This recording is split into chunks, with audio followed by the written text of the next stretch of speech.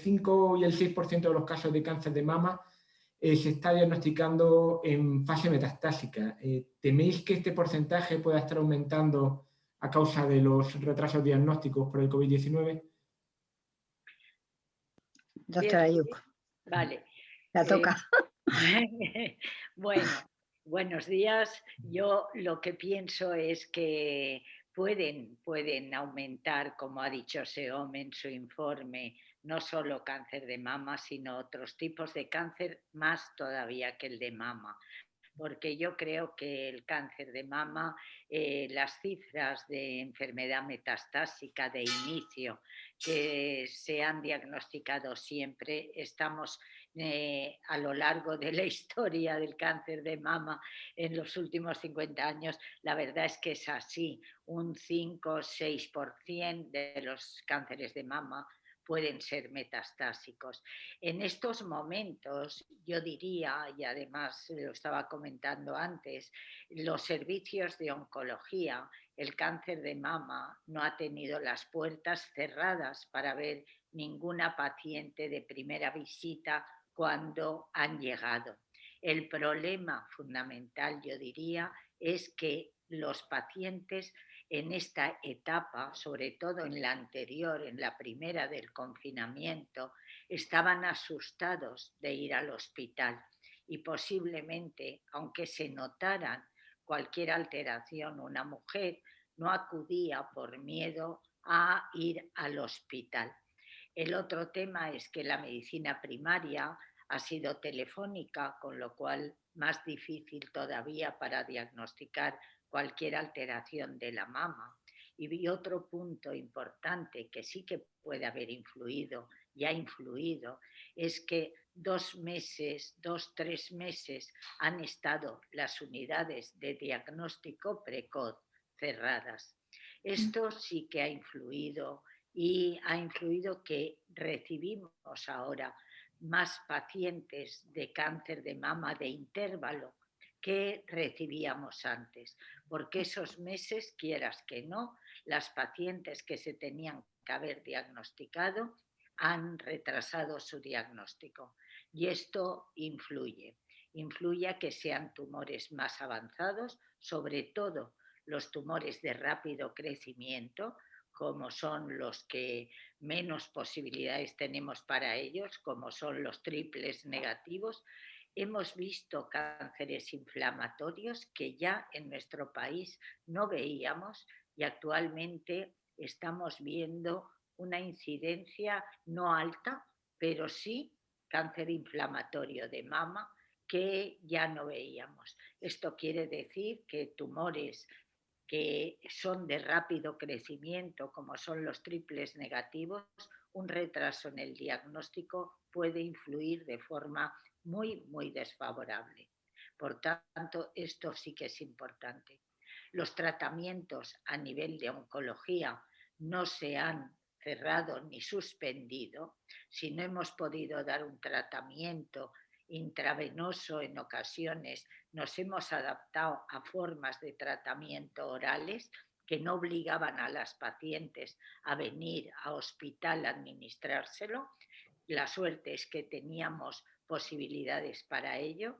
Y por otra parte, no sé si lo vas a preguntar después, pero por otra parte, hemos adaptado la cirugía al cáncer de mama. En mi hospital, por ejemplo, desde el mes de marzo del año pasado, no se quedan las pacientes ingresadas tras una intervención quirúrgica, sea una cirugía conservadora, sea una mastectomía, lo cual dice mucho para la adaptación que han hecho los cirujanos. En mi hospital, ninguna paciente de cáncer de mama se ha retrasado el tratamiento quirúrgico, salvo que la paciente no lo haya querido, porque no han precisado ingreso, no han precisado reanimación, que las pacientes de mama no precisan reanimación, y esto es muy importante, ¿vale? Pero el miedo a acudir al hospital sí que ha sido constante y visto por muchas pacientes.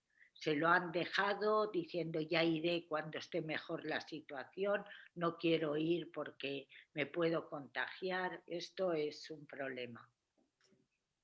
El tema Sí. del miedo, Tony. Sí.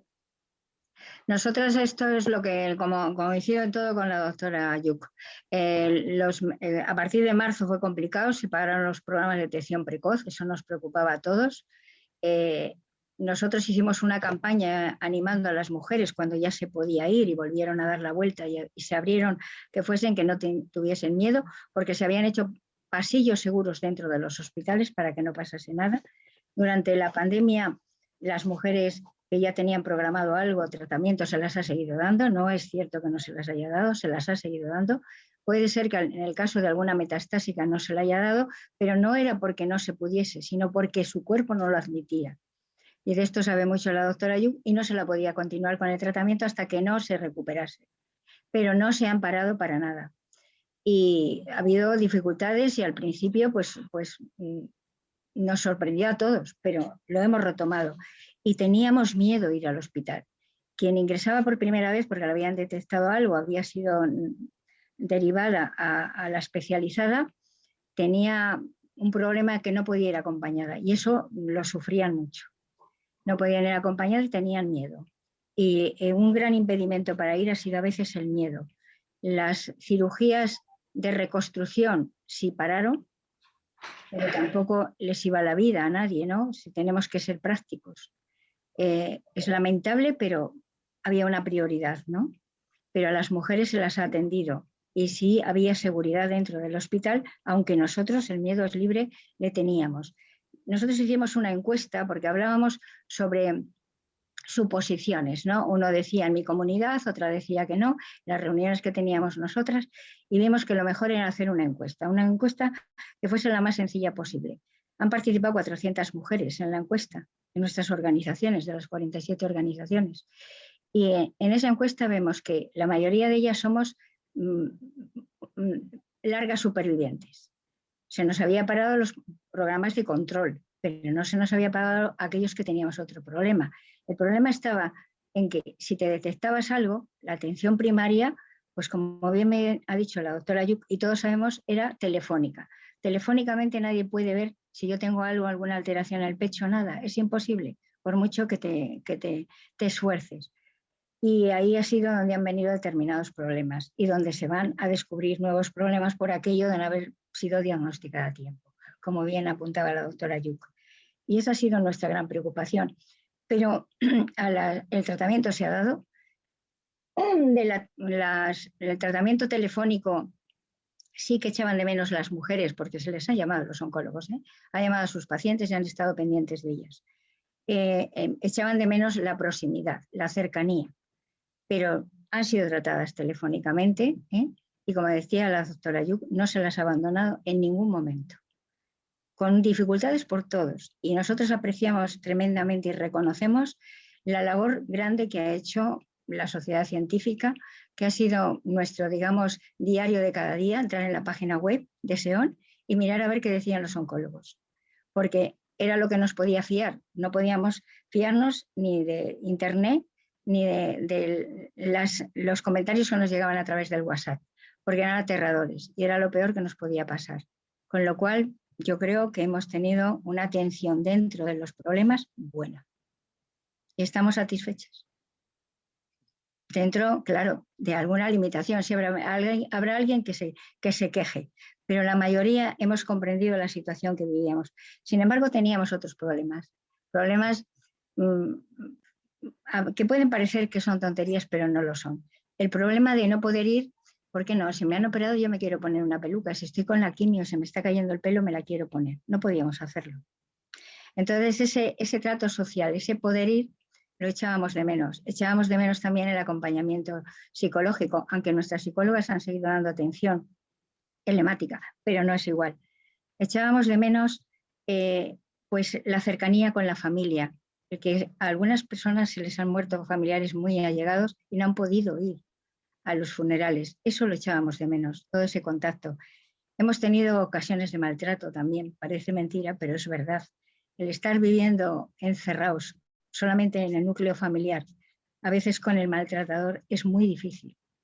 Y más si tienes esta situación, lo hemos tenido. ¿Y lo hemos solucionado cómo? Pues llamando por teléfono a los servicios que se dedican a esto, que han funcionado de maravilla y han podido solucionar en muchos casos muchas circunstancias muy lamentables. Hemos tenido problemas en los hospitales y en la administración, ya le digo que han hecho lo que han podido, en muchos casos, y por encima muchas veces de sus posibilidades. Si hubiesen existido, doctora Ayuc, registros homogéneos, hubiésemos sabido ahora en este momento mucho más. Tendríamos más datos para poder y más confirmación hasta qué punto nos ha afectado todo esto. Esto sería importante tomarlo en cuenta, ¿no? Para la próxima vez. Y nos dio muchísima envidia cuando vimos los resultados de Holanda, porque tiene un registro de tumores magnífico. Nos entró una envidia tremenda y decíamos, si lo tuviésemos nosotros, qué maravilla sería. Porque tenerlo tenemos, pero todavía no completo. No. Falta mucho. La verdad. Qué pena que no esté la administración para podérselo decir, sí. Aunque lo saben. Sí. Aunque lo saben. Eso hubiera sido muy importante, porque además hubiera sido otra fuente añadida a los datos de SEOM, que ha sido voluntarismo por parte de los oncólogos de rellenar los casos que teníamos y las cosas que nos podíamos reunir. Pero las estadísticas a nivel de nuestro país estamos muy lejos todavía de poder tener datos fiables que nos ayuden a tomar decisiones. Y si no tenemos una idea clara de lo que ocurre, difícilmente podemos tomar determinaciones que sean válidas para los pacientes. Esto nos va a pasar igual con los Real World Date, porque verdaderamente cada uno utilizamos unos archivos, no tenemos datos, como decía Toñi, que pudiéramos sacar estadísticas válidas y sobre todo estadísticas para aprender, para ver qué pasa, para saber exactamente. Bueno, no sé si Juan Pablo quieres...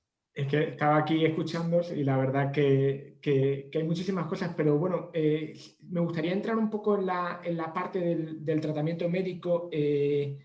La identificación y evolución de los marcadores tumorales ha sido una de las grandes revoluciones que se han vivido en los últimos años y que se ha percibido especialmente en el cáncer de mama. Se hace hoy en España un diagnóstico genómico a las mujeres con cáncer de mama y hay un acceso equitativo, doctora Ayuc. Bueno, nosotros hoy en nuestras charlas, en nuestras reuniones, siempre decimos que hoy el tratamiento ya no es igual para todos y que debemos estudiar lo que son las alteraciones genómicas en cada tumor para poder ser mucho más precisos en nuestros tratamientos, ya que, por suerte, tenemos tratamientos para muchas de las alteraciones que podemos conocer a través de la secuenciación genómica. En realidad, haría falta conocer, y más en la enfermedad metastásica. Nosotros, por ejemplo, pues lo hacemos a toda paciente que presenta un tumor metastásico o que recae de su enfermedad inicial. Intentamos hacer un estudio genómico de esas alteraciones por si ha cambiado respecto a su diagnóstico inicial. No solo podemos tratar en base a los datos de su tumor primario, sino que deberíamos hacer un estudio genómico de la enfermedad, dónde la tiene actualmente, dónde ha metastatizado, porque es mucho más fiable y porque, sobre todo, tenemos datos para hacer y tenemos fármacos dirigidos a esas alteraciones. No todas, a lo mejor hacemos secuenciación completa de muchos genes y a lo mejor tenemos solo válidos que hoy conozcamos su papel, pues de 4 o 5 alteraciones que llamamos driver, es decir, alteraciones que tenemos fármacos y podemos actuar sobre ellas para paralizar lo que es el crecimiento de esas metástasis. Pero eso es muy importante para las pacientes. Y el problema es que el acceso y los medios en cada hospital públicos, pues tendríamos que utilizar mucho más. Lo mismo que decía antes, Toñi, que es poder tener una interrelación entre los distintos servicios hospitalarios, de los servicios de cada hospital, para poder remitir la muestra de la paciente y hacerle los mismos estudios, porque si no, no tendremos equidad. Tendremos pacientes de primera y tendremos pacientes de segunda.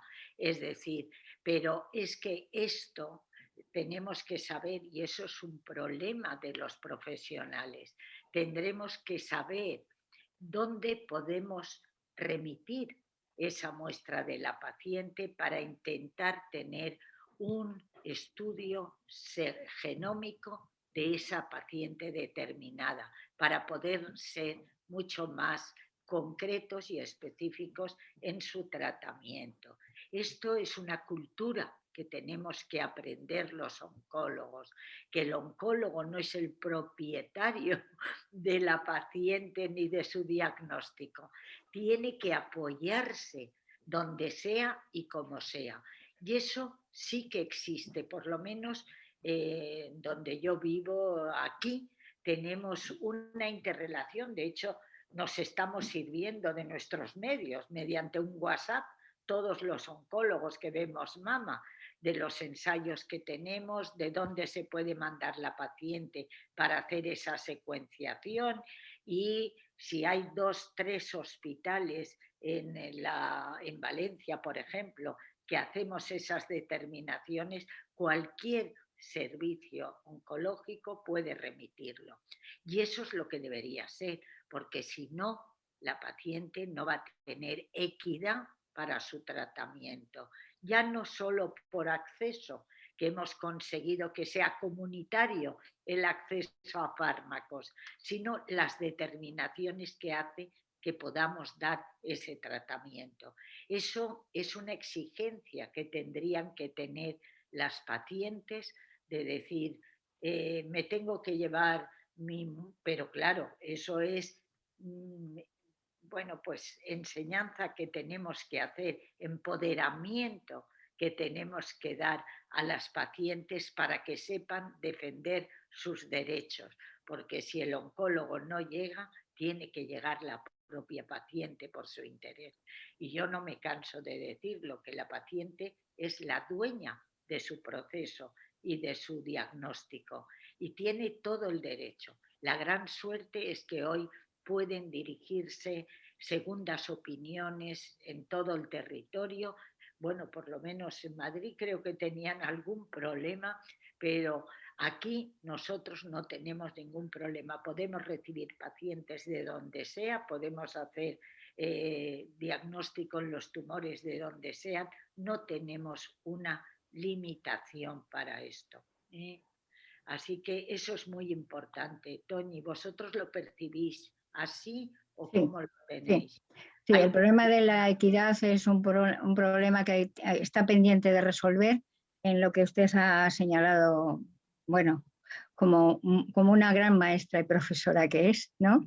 Y una gran oncóloga, lo ha dicho perfectamente, y qué pena que no la oigan más compañeras, porque se alegrarían mucho, porque estamos intentando que esto se entienda. Tenemos 17 comunidades autónomas y cada una tiene establecida un sistema, ¿no? En algunas cosas que coinciden y en otras no. Hasta en la segunda opinión. La segunda opinión uno la puede pedir, pero evidentemente si la pides a otra comunidad autónoma que no es la tuya, la cosa la tienes más complicada. Cuando un fármaco llega a una comunidad autónoma, no todos tienen la suerte de tenerlo inmediatamente. Algunos se demoran un poquito más. Y esto es difícil de entender. Sí es verdad que existe la posibilidad de que si se lo planteas al oncólogo, y el oncólogo siempre es, o la oncóloga, muy buena receptora de todo, porque nosotros tenemos derecho a decidir nuestra propia enfermedad. ¿Qué hacemos con ello? ¿Qué decidimos en el tratamiento? ¿Cómo lo hacemos? No somos sujetos pasivos, somos sujetos activos y tenemos que participar en ese recorrido que nos toca por los hospitales y por el hospital y por distintas dependencias, sobre todo si tienes un cáncer metastásico, ¿no? Que te toca mucho ir y venir y volver. Esto es así y tenemos que aprender a vivir ahí y tenemos que aprender a hacer ese recorrido, pero también a ser dueñas de nuestro cuerpo y de nuestro querer, saber y decidir cómo queremos que se haga. Y ahí estamos, ¿eh? Concienciado lo tenemos. Puesto en funcionamiento, pues a veces sale y a veces no, doctora, de Juan Pablo. Eso depende de muchos factores que son ajenos pues, al profesional que nos está atendiendo, a la profesional, y ajenos a nosotras mismas, sino a otras barreras difíciles de entender, pero que están ahí y que esperemos que poco a poco vayan cayendo, porque yo creo que lo que todos pretendemos, administraciones, pacientes y profesionales, es el bien de la ciudadanía y por lo tanto tendremos que aprender a compartir, que es difícil, ¿eh? Es un problema, yo creo, de hace muchos siglos ya. El compartir es difícil. Y como decía, no sé quién, pero es una palabra mágica, compartir es aprender y compartir es vivir. En este caso más que nunca, compartir información es vivir vida para muchas personas. Y esto es importante. Pero aprenderemos. Unos y otros. Que lo más importante es la voluntad y el objetivo de conseguir aquello que nos proponemos. Sí. Yo a la gente joven, a los médicos jóvenes, a los residentes, a los adjuntos jóvenes, les digo, no podéis dejaros abatir por el primer no, porque el no lo vamos a tener. Pero si vosotros os empeñáis en que no sea no, sino que sea sí, el empeño es importantísimo, tener el objetivo claro. Yo siempre, es mi propia experiencia a través de tantos años, es que no me he resistido al no. He luchado por el sí cuando lo he visto claro y no he parado. Y no digo yo como ejemplo, sino la persona que se propone un objetivo y cree que es justo, tiene que luchar hasta el final. No tiene que quedarse en el primer, segundo no, porque lo propio es decirnos que no puede ser, que no lo podemos hacer, que no hay bastante personal, que no hay, y eso en la administración pública es el cada día. El cada día tienes que luchar por ese no, porque además, como luchas por lo que tienes alrededor, yo sería incapaz de luchar para un beneficio propio o personal o familiar, pero como lo hago por el paciente que tengo delante, tengo toda la fuerza y todo el ánimo para luchar por ese no que se convierta en sí. Y hemos conseguido, y eso Tony lo sabe, y ellos desde las asociaciones, conseguimos, bueno, yo recuerdo nuestras primeras luchas por el primer fármaco dirigido, cómo fue y de qué manera las asociaciones de pacientes, las pacientes ayudaron a que eso fuera posible. Yo cuento el que esa historia es una historia que cambió y que además revolucionó nuestro país, que fue uno de los primeros que tuvimos la suerte de poder tratar a nuestros pacientes en algo que curaba. Tenías que ser consciente de aquello y decir, nuestras pacientes no pueden quedarse sin ese tratamiento. Yo tenía más pacientes ER2 que he tenido en mi vida, con lo cual esto es muy importante y esto es una lucha que tenemos que enseñar a los profesionales jóvenes, que ese quererlo todo ya y yo y para sí, sí, pero si es que no, hay que continuar luchando. No podemos abatirnos por ese no conseguir las cosas que nos proponemos y creemos que son importantes para las pacientes. Ahí estaremos, en primera fila, al lado. Codo con codo. Sí, sí, codo con codo, como hemos Sí, estado siempre. siempre, Y exactamente. ha sido fabuloso. Y Sí. el aprendizaje de las pacientes, la enseñanza desde la fundación, y eso lo sabe muy bien Toñi, cómo se ha empoderado con el aprendizaje de la ciencia, porque la ciencia es para todos, no para los médicos, no para los profesionales, es para enseñarles a las pacientes a saber cómo, dónde y de qué manera tienen que exigir sus derechos. Sí. Hablabas antes de la primera terapia dirigida en cáncer de mama. Es verdad que en estos últimos años ha habido una evolución enorme en cuanto al tratamiento.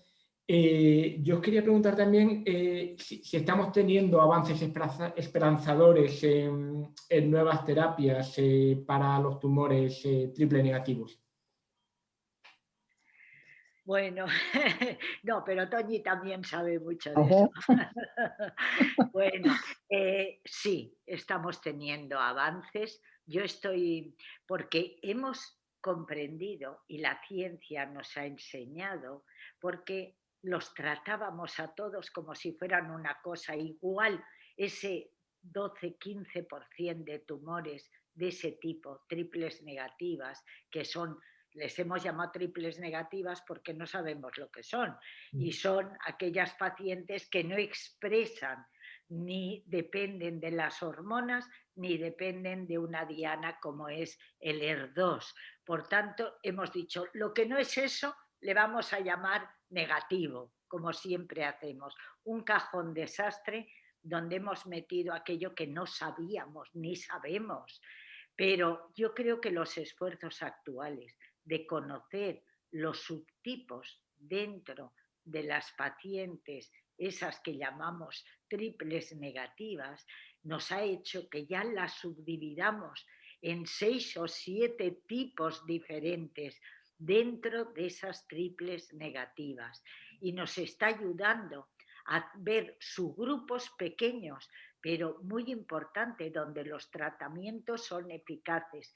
Cuando las tratamos a todas por igual, no podemos obtener beneficio, y ese ha sido nuestro error, que las hemos tratado, no teníamos también con qué tratarlas y todas las tratábamos igual, con quimioterapia, y con ello hemos fracasado, porque la quimioterapia ayuda, pero no controla la enfermedad triple negativa. La tenemos que unir a algo, y cada subgrupo pequeño de triples negativas las debemos tratar de forma diferente. Hoy tenemos un punto de esperanza en la inmunoterapia, pero es un grupo de pacientes dentro de las triples negativas que ya las podemos diferenciar. Son aquellas que expresan a su alrededor y en sus células unas moléculas que llamamos PD1, PDL1, que las tenemos que determinar en el laboratorio, y nos dice quién puede beneficiarse de la inmunoterapia, del tratamiento inmune, con quimioterapia, pero el tratamiento inmune es el que acompaña y es el importante. Luego tenemos otro grupo dentro de las triples negativas que también en el último año sobre todo, en los 2-3 últimos años, hemos estado investigando que hay un tratamiento que puede ser eficaz, que son las pacientes que tienen una alteración en la reparación de esas moléculas de DNA, que son aquellas pacientes sobre todo que tienen expresión del gen BRCA y que pueden responder muy bien a un tipo de quimioterapia, que son las sales de platino, o a los tratamientos que terminan de no reparar ese DNA y que se llaman tratamientos para no reparación del DNA, que son, por ejemplo, olaparib o otros tratamientos del tipo que lo que hacen es intentar que el DNA no se repare y que las células con esa alteración se mueran. y por tanto ya tenemos. Ahora termina de salir un estudio en enfermedad precoz para ese subgrupo pequeño de pacientes, donde verdaderamente hemos conseguido un avance un poquito mayor. Por tanto, yo creo que la investigación es la que nos está ayudando a ser efectivos, algo efectivos en el triple negativo. Es el que más investigación requiere, porque es el que menos cosas tenemos para ayudar a estas pacientes. Yo creo que las pacientes ya se lo saben, ¿eh? Lo del triple negativo, se saben todo, ¿eh? Gracias. Sí, nos lo hemos aprendido, sí. Cada paciente es su tratamiento, medicina personalizada e individualizada. Cada uno requiere lo suyo. Eso lo hemos aprendido. Tenemos muy buenos maestros. Gracias, doctora Ayuk. Es importante.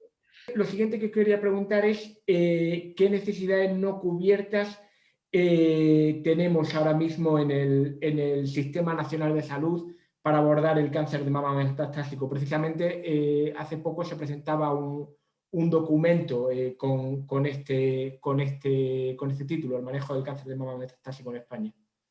Doctora Ayuk. Yo dejo a Toñi que esto se lo sabe mejor. Necesidades que tenemos necesidades de apoyo psicológico, que las trabajadoras sociales en los hospitales trabajen conjuntamente con el resto del equipo, porque les enseñen todo el recorrido que tienen que hacer para demandar ayudas. El cáncer metastásico tiene muchas necesidades. Más aumento de personal en los cuidados paliativos, que se empiece antes con los cuidados paliativos en cáncer metastásico, porque es un apoyo grandísimo para el paciente y para las familias. Y eso no significa el final de la vida, sino calidad de vida, que eso es muy importante. Todo esto yo creo que es algo que tenemos pendiente y que tenemos que hacer. Y también demandamos la figura de la enfermera tutora o gestora de casos. Es importantísimo, porque es la que enlaza con las pacientes en estos casos, metastásicas o no, y las lleva a través del hospital por los distintos sitios y humaniza ese tránsito por el hospital. Esas son demandas importantes, ¿no? Necesitamos ayudas sociales y necesitamos apoyo, los cuidadores también, y eso debe de ser, debe ser tenido en cuenta.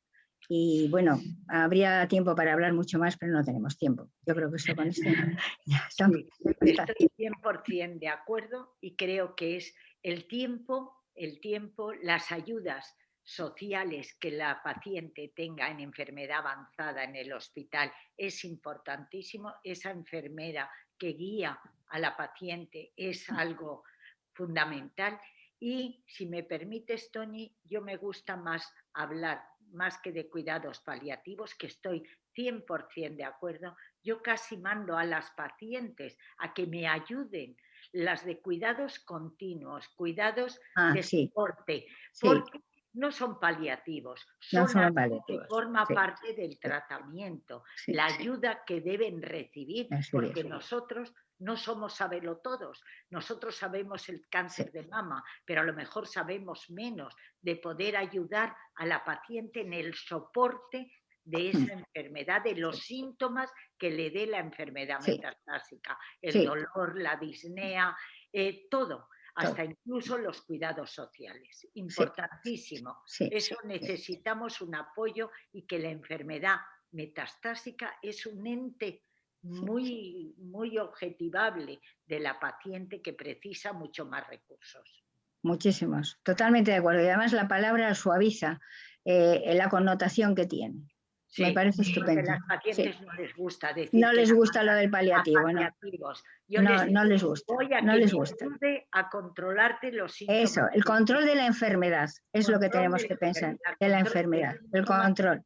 Sí, si nosotros hablamos de control de enfermedad, pero como en los hospitales la figura esa no existe, sino que lo que existe es la otra, pues hay que hablar de aumento de personal. Hay que quitarla, Toñi. Sí, hay que evitarla, sí, pues ya está. No, si siempre hablamos del soporte, no del control de la enfermedad. Exacto. Porque eso es necesario. Pues ya sabes, Pablo, quítalo de paliativos y pásalo a control de la enfermedad. Perfecto. El soporte. Pues perfecto. Pues nos quedamos ya sin tiempo, se nos agota. Solo daros las gracias por participar en esta entrevista con eSanidad, invitar a nuestros lectores a que sigan www.esanidad.com y muchísimas gracias a todos.